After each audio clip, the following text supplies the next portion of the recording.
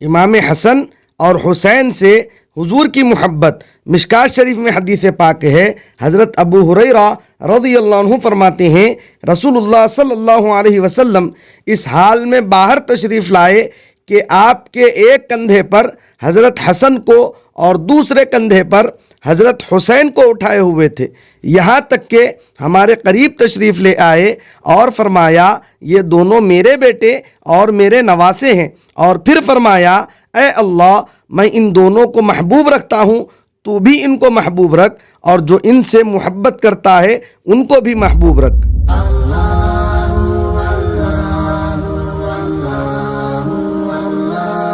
امام حسن اور حسین سے حضور کی محبت۔ مشکات شریف میں حدیث پاک ہے، حضرت ابو ہریرہ رضی اللہ عنہ فرماتے ہیں رسول اللہ صلی اللہ علیہ وسلم اس حال میں باہر تشریف لائے